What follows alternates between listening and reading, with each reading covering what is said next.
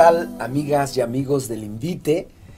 Estamos inaugurando una nueva sección para ir comentando los hechos importantes en la vida de la iglesia. Y como pues ya lo habíamos anunciado de alguna manera, nos centraremos hoy en un evento importante que es el Sínodo de la Amazonía. Es un sínodo extraordinario y a mí me da mucho gusto darle la bienvenida al padre Gustavo Covarrubias Rodríguez. Él es misionero comboniano y ha hecho su ministerio, ha realizado su ministerio mayormente en Brasil, ¿no? En mucho tiempo has estado ahí. Y pues bueno, me da muchísimo gusto, yo lo conocí apenas el año pasado y me da muchísimo gusto porque me colabora también en la parroquia. Padre Gustavo, bienvenido. Gracias por la invitación, Padre Victoriano, y es un gusto poder compartir un poco de la experiencia de estar acompañando de cerca este evento tan importante, como tú dices, para la iglesia, no solamente en la Amazonía, sino para la iglesia universal. Sí, de hecho la zona amazónica pues es una zona importantísima desde muchos puntos de vista, no solo porque es como el pulmón más importante de la tierra, ¿no? Sino por todo lo que se mueve ahí. Entonces, quisiera preguntarte, el Papa convocó a este momento de reflexión pues hace 2 años ya prácticamente, allá por octubre del 2017. Así es. Y platícanos un poco, ¿qué motiva un sínodo sobre este específico? La zona amazónica pues toca muchos países, ¿no? No nada más Brasil. Cuando hablamos de la Amazonia nos parece solo Brasil, pero está Colombia, está Venezuela, está Ecuador, etcétera, ¿no? Sí. ¿Qué se mueve ahí que motiva al Papa a decir vamos a reflexionar? Bien, el Papa Francisco, desde su visita a Brasil por ocasión de la Jornada Mundial de la Juventud, ya hablaba de la región amazónica como una cuestión crucial para la iglesia. Él inclusive la denominaba así como la especie de laboratorio a partir de la cual la iglesia podía aprender a dar respuestas nuevas, abrir caminos nuevos para la evangelización en una región específica, en un territorio como es la Amazonía, que como tú bien dices comprende una extensa parte del territorio que toca a 9 países de América del Sur, pero también como un paradigma, como una referencia importante para otras regiones del mundo donde la iglesia es desafiada a dar respuestas nuevas a los desafíos nuevos que los territorios, las realidades, las culturas a las que desea hacer llegar el Evangelio, pues le presentan. Y el Papa, con una intuición bastante aguda, que yo creo que también es una inspiración del propio Espíritu, siempre en la línea de lo que él ya ha venido marcando en la Evangelium Gaudium, pues fue, en su corazón, pensando cómo podría hacer algo concreto con esta región amazónica que ya le había llamado la atención desde que escuchó a los obispos de esa región en Aparecida. Le llamaba bastante la atención la pasión, el compromiso con que muchos de ellos se referían a esa realidad tan desafiadora pero también tan prometedora. En cuestiones de la iglesia misionera. Sí, parece que hay como esta urgencia de una iglesia que escuche, ¿no? De una iglesia que esté atenta y que se plantee cómo ponerse como anunciadora de Cristo en estas realidades que a veces da la impresión como que quedaron rezagadas, ¿no? Como que no entran en un dinamismo de esto que para nosotros pues es el ámbito de la cultura occidental, ¿no? Como que quedan allá como lejos.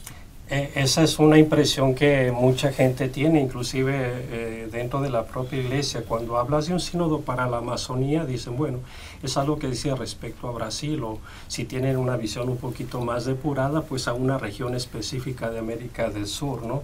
Pero en realidad lo que se juega en la Amazonía es algo que dice respecto a la Iglesia Universal, como lo decía al inicio, pero también respecto a la humanidad en términos más amplios.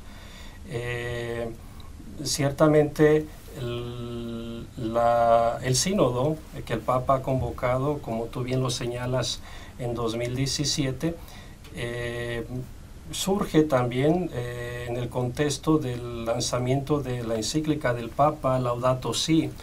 Y él hace poco en una entrevista para un periódico italiano decía, la gente no puede comprender el alcance de un sínodo como este si antes no se ha dado la tarea de leer, de orar, de reflexionar, de confrontarse con lo que la Laudato Si dice respecto a la situación compleja y desafiadora que estamos viviendo la humanidad, y que exige también una postura, una respuesta de la Iglesia. Esta crisis que él llama una crisis socioambiental que de parte nuestra como personas de fe también implica una conversión que él llama a una ecología integral, a rescatar las raíces de nuestra fe que nos permiten establecer una relación diferente con el medio ambiente, con la tierra de la cual también hacemos parte, ¿sí? ¿No? Como en un todo armonioso, unidos profundamente porque somos también criaturas, ¿no? De hecho, para muchos el sínodo es como el hijo de la Laudato Si, ¿no?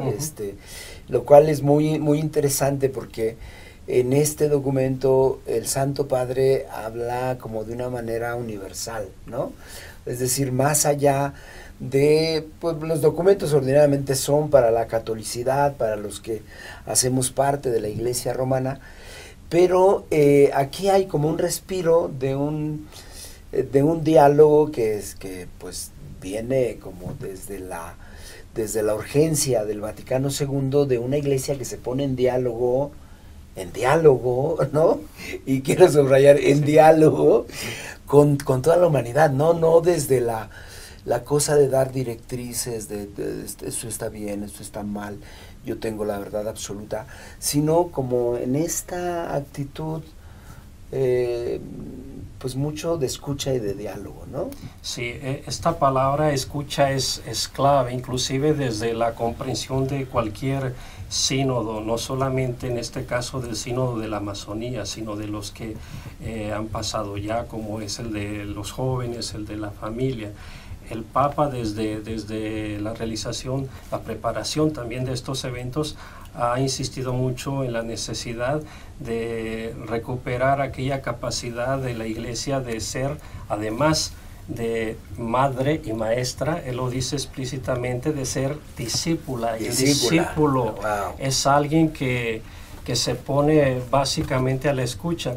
En el documento que el Papa propuso para preparar este próximo sínodo, que quizás es poco conocido todavía, la Episcopalis Communio, dice algo muy interesante a ese respecto, que quizás a muchos en la iglesia se nos pasa por alto.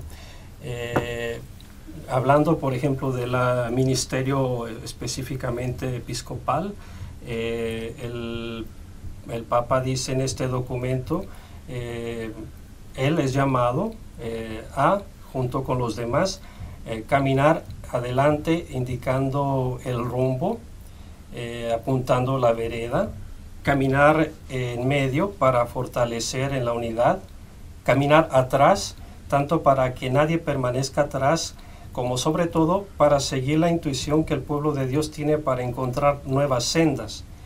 El obispo que vive en medio de sus fieles mantiene los oídos abiertos para escuchar lo que el Espíritu dice a las iglesias y a la voz de las ovejas, también a través de aquellos organismos diocesanos que tienen la tarea de aconsejar al obispo promoviendo un diálogo leal y constructivo.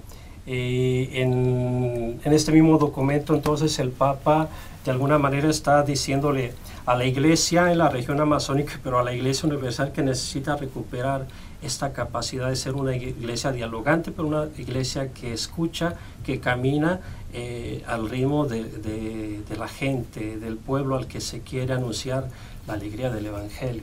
Sí, claro, el proceso de diálogo necesita que también me ponga a la escucha, ¿no? En este sentido, ha habido todo un proceso de preparación, ¿no? Que en muchos sentidos pues, ha llegado al Instrumentum Laboris, ¿no?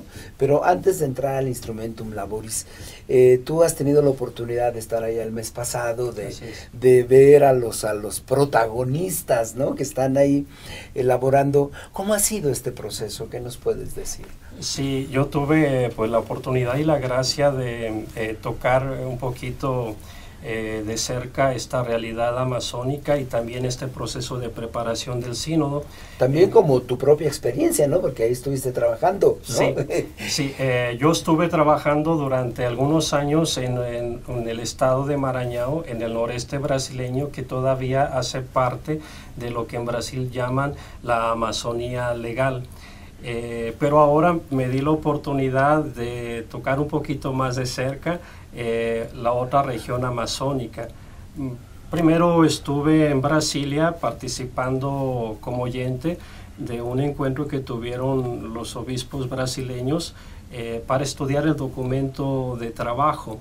Y ahí tuve la oportunidad pues de escucharlos, de dialogar con algunos de ellos, de entrevistarlos. Y de tomar de alguna manera el pulso literalmente hasta en los momentos de hacer oración, siendo que yo era nada más alguien que estaba de fuera. Ellos tuvieron una actitud bastante acogedora y abierta para que yo también pudiera de alguna manera estar interactuando dentro de lo posible, ¿no? Y yo lo hice con mucha gratitud y también con mucho respeto. Después tuve la oportunidad de tomar pues, algunas notas, hasta también porque llevaba un interés muy específico de presentar alguna materia en algunas revistas que hacemos los misioneros combonianos aquí en México, y queríamos focalizar, sobre todo en este mes misionero extraordinario, la cuestión del sínodo para la Amazonía, pero también porque los combonianos estamos presentes en aquella región, no solamente donde yo estuve, sino del otro lado, más hacia el noroeste. De ahí el encuentro con los obispos, tuve la oportunidad pues, de participar en una romería que se realiza anualmente en el estado de Rondônia, que colinda con Bolivia, en la que se celebra el martirio del padre Ezequiel Ramín, un sacerdote comboniano, que fue asesinado en julio de 1985 y que es un referente para la iglesia brasileña, para las comunidades eclesiales de base, sobre todo de aquella región, y también es ahora un referente para el propio sínodo, al punto que más de 200 obispos firmaron una carta solicitándole al Papa pues que nombrara a este sacerdote mártir como uno de los patronos del sínodo de la Amazonía. Wow. Yo lo llamo que es como un testigo de la fe, porque murió movido por su fe, pero también de alguien que intuyó la importancia de vivir una ecología integral en la defensa de la tierra, de los grupos que tienen una relación más directa con la tierra y que son más vulnerables, como son los indígenas y los pequeños propietarios. Después, en un viaje un poco loco, me di la oportunidad de ir otra vez hacia la región donde yo estuve trabajando algún tiempo, y ahí entré en contacto también con otra realidad que de alguna manera revela los impactos que ha tenido el extractivismo en la Amazonía, y donde ya hace algunos años los misioneros combonianos y otras entidades, otras congregaciones, también diócesis, acompañan el proceso de de educación socioambiental de las comunidades cristianas que sufren severamente los impactos de esto, que no es propio solo de Brasil. Los obispos latinoamericanos, por ejemplo, el año pasado publicaron un documento muy interesante al respecto de la cuestión extractivista en la región amazónica, llamado Discípulos Misioneros Guardianes de la Casa Común, que es una especie de aplicación a la región de la Laudato Si. Y ahí inclusive citan textualmente pues una realidad que yo tuve también la oportunidad de volver a reencontrar, inclusive personas con nombres y rostros concretos que están movidas por su fe, haciendo un esfuerzo para dar respuesta pues a esos desafíos que les está imponiendo una visión digamos bastante distorsionada de la relación con el medio ambiente integral, naturaleza y seres humanos que cohabitan, ¿no? Sí, sí. ¿Cómo ha sido este proceso de preparación? Porque decíamos, fue convocado hace 2 años y pues seguramente ha habido como toda una preparación donde los diferentes protagonistas de esta historia van aportando, ¿no?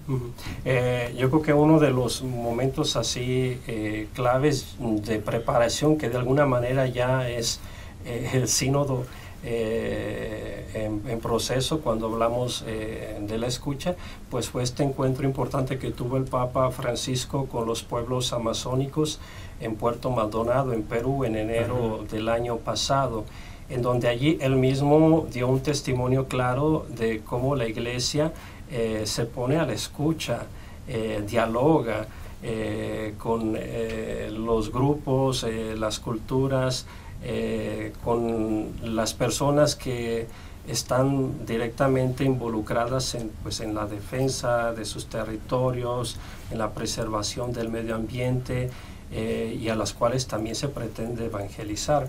Después de ese encuentro del Papa Francisco con los indígenas, él quiso implicar lo más posible no solamente una parte de la iglesia, digamos, jerárquica o obispos de la región.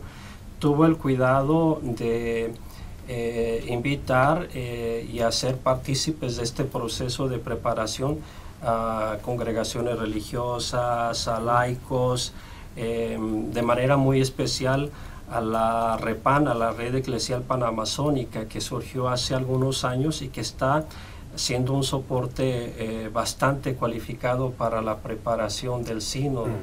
Allí en Brasilia tuve inclusive la oportunidad de conversar y entrevistar a Mauricio, un mexicano que vive en Ecuador, que es el secretario ejecutivo de la REPAN y que también hace parte del consejo presinodal. Él mismo destacaba, dice, bueno, soy el único laico, y también hay otra religiosa brasileña que ha estado que hace parte de este consejo, muy presente en este consejo presinodal, que no es algo muy común si vemos en la historia de la iglesia hacia atrás, ya en ese nivel involucrar pues a personas laicas o religiosas, ¿no?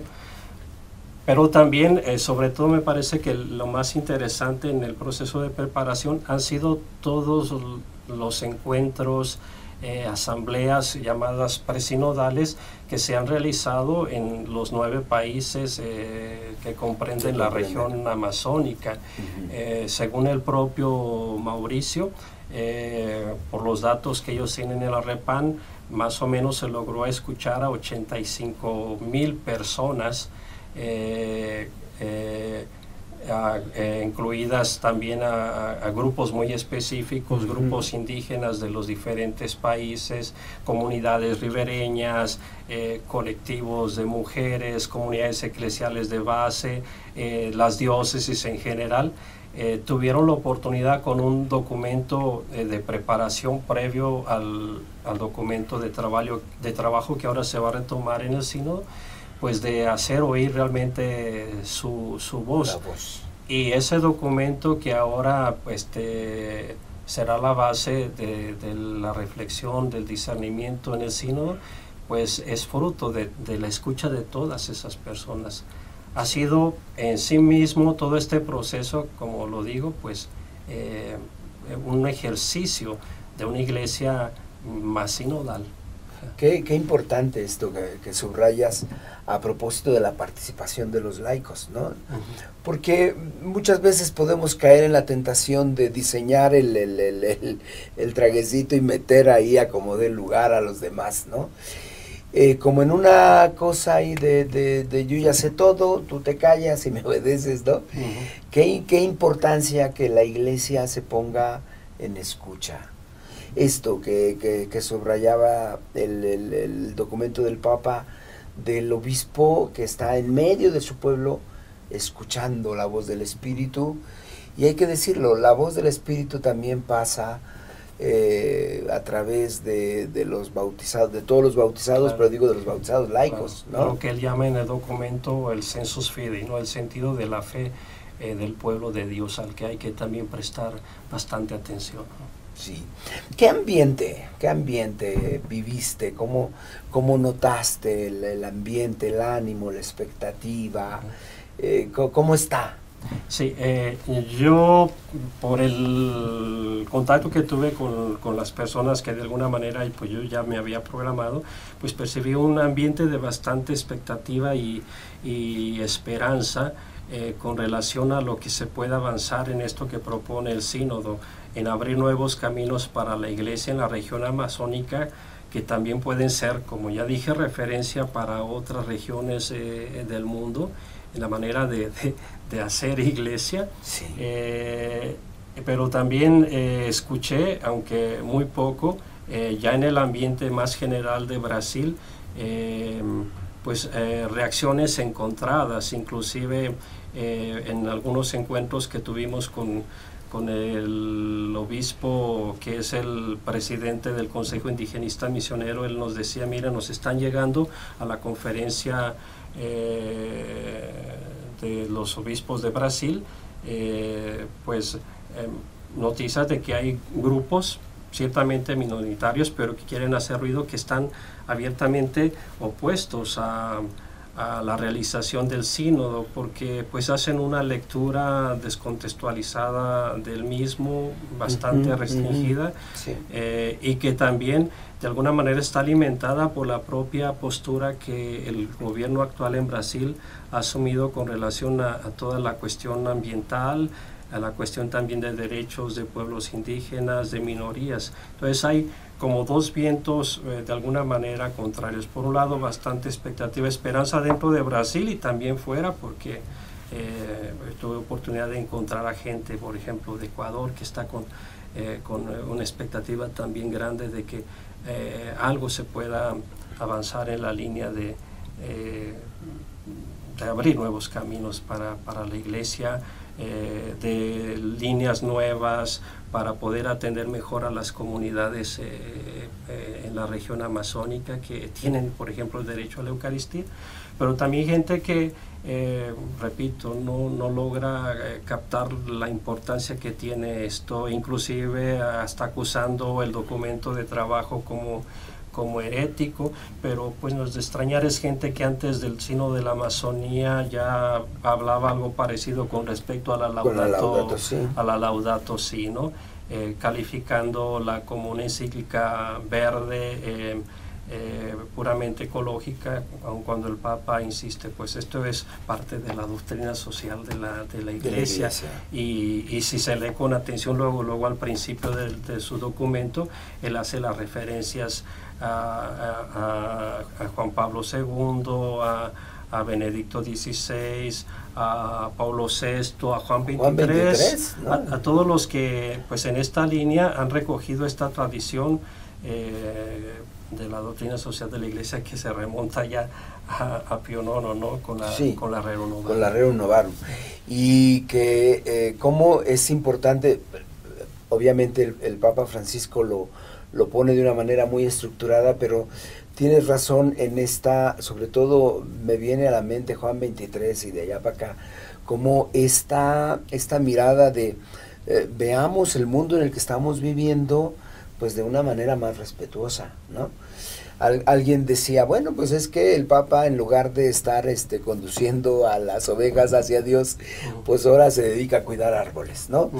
Es simplista y es ofensivo el modo, pero en realidad implica mucho más, ¿no? Sí. Implica esta relación donde el culmen de la creación, es decir, el ser humano, se relaciona con todo lo creado, ¿no? Entonces, sí implica mucho más. Sí, cuando él habla de la conversión ecológica, significa que nosotros, delante de la realidad que está viviendo el mundo como hombres, personas de fe, no podemos permanecer insensibles, no mantenernos al margen o escudarnos en una visión demasiado estrecha, mutilada de nuestra fe, para no comprometernos con el cuidado de la creación, que pues es una responsabilidad que se nos ha delegado desde el inicio de la creación. Ajá. Y que está atestada en la Sagrada Escritura,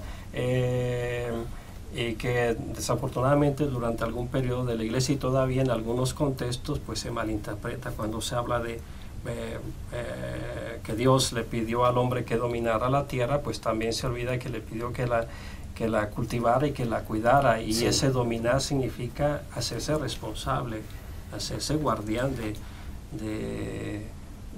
esto, que es la creación y que no es propiedad del ser humano, el Señor es el dueño de la creación. Es la casa común, ¿no? Esa expresión profunda de fe, y que después nosotros, tal vez porque ya vivimos en un contexto en el que tenemos poco contacto con el medio ambiente, nos sentimos como separados de él, y esto también es parte del pecado estructural en el cual estamos inmersos y del cual necesitamos también convertirnos para recuperar una relación diferente con la creación, que nos remita también a una relación diferente con el Creador, que es el dueño de la misma.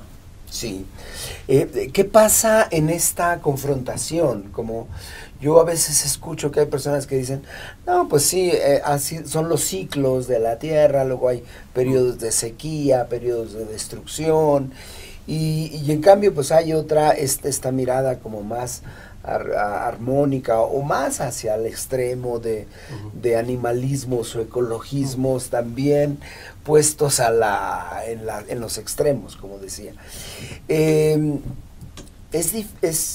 complicado a veces encontrar como no sé si equilibrios o una actitud sana cristiana de fe ante el mundo que nos rodea, esta casa común que nos ha dado el Padre, ¿no? Sí, por eso el Papa habla de una ecología integral en su encíclica, y el sínodo retoma tal cual como, digamos, uno de los parteaguas o de las secciones importantes de las realidades urgentes que quiere tratar. El tema del sínodo es Amazonía, nuevos caminos para la Iglesia y para una ecología integral.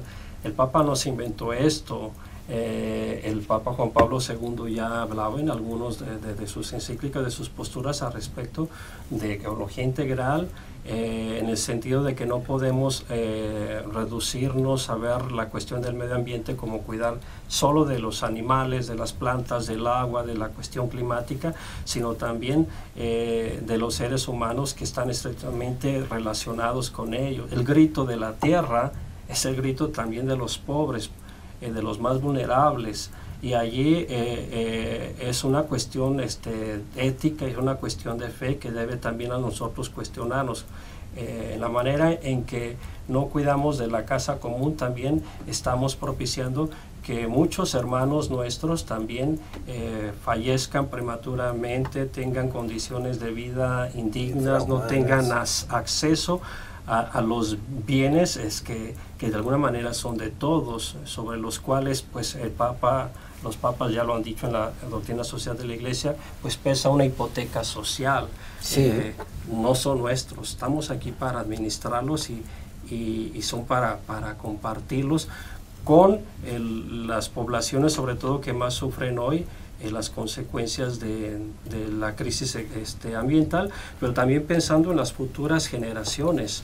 ¿Qué mundo les dejamos, no? ¿Qué mundo les dejamos a nivel de cuidado del medio ambiente, pero también de los valores que nos rigen en la relación con él? Valores o antivalores que, por ejemplo, el Papa pues ha criticado de diversas maneras, hablando del consumismo, de la cultura del descarte, de esa visión inmediatista solo de sacar el lucro en cuanto a mí me conviene y me interesa, y no tener esa visión más amplia de las consecuencias a mediano y largo plazo para otras generaciones. Sí, sí. Y qué importante me parece, Gustavo, subrayar que no es una cuestión como algunos de los detractores del sínodo y del Papa Francisco, como no podemos liquidar la situación como una cosa solo de politiquería o de política barata o de izquierdas, quién sabe cuáles, sino yo pensaba, para ponerlo en términos simples, ¿cuál sería la dificultad de que yo pensara si desperdicio agua, si desperdicio, si daño el ambiente, si no cuido mi entorno? Eso ya de entrada no tendría que tener connotaciones como ideológicas, ¿no? Sino en la lógica de este amor que también necesitamos desarrollar hacia la creación de Dios, ¿no? Sí. Que por ejemplo, mira, hoy tú sabes bien, en contextos eclesiales se habla mucho de vida, pero a veces se habla de vida solo antes de nacer, y que es justo que se haga toda una lucha a ese respecto, pero se nos olvida que la vida tiene un ciclo que hay que cuidar antes de nacer, cuando ha nacido, y lo que alimenta y sustenta esa vida, que es la relación con el agua, el aire, la naturaleza, la tierra. Necesitamos ampliar nuestra conciencia, nuestro corazón, para ver que cuando hablamos de vida estamos hablando de toda una serie de relaciones y de interconexiones que nos afectan de un lado y de otro. Y no es el Papa, es por ejemplo los paneles de científicos cuando hablan del cambio climático, que demuestran con datos científicos de que lo que está sucediendo en Groenlandia de alguna manera terminará afectándonos aquí, como lo que se ve por ejemplo recientemente en Brasil con relación a los incendios. Nos va a afectar. Si no lo percibimos ahorita, tal vez Dios quiera que no nos toque en situaciones dramáticas, también nos va a afectar, porque todo está interconectado. Sí, y eso pues no lo podemos negar, y no podemos reducir, efectivamente, qué bueno que lo subrayas, no podemos reducir la defensa de la vida a la vida de no nacido, sino nuestra visión pro vida necesita tener presentes todos los aspectos de la expresión de vida, desde la concepción hasta la muerte. Que es lo que muy bonito llama el Papa Francisco en uno de sus capítulos, ¿no?, de la Laudato Si, el Evangelio de la creación, entendida, si quisiéramos el Evangelio también de la vida en un sentido amplio. Creo que valdría la pena a los cristianos comprometidos y a los cristianos del pie, pues darse la oportunidad de leer esto, que se puede bajar hoy por internet, lo bajas en tus celulares, y bueno, vamos a ver esto que están hablando los obispos de la región amazónica, que tiene a ver conmigo y con mi fe. Y se van a sorprender, van a ver que si son honestos tiene mucho que ver. Mucho que ver. Bien, pues por lo pronto vamos a terminar este capítulo. En el próximo capítulo, amigas y amigos, pues nos entretendremos un poquito sobre el Instrumentum Laboris, qué consecuencias puede tener en la Iglesia Universal este sínodo importantísimo de la Amazonía. Padre Gustavo, muchas gracias. Amigas y amigos, denle like, compartan, comenten, hagan todas las preguntas que quieran. El Padre Gustavo está muy contento de poder responder. Bendiciones. Dios los bendiga.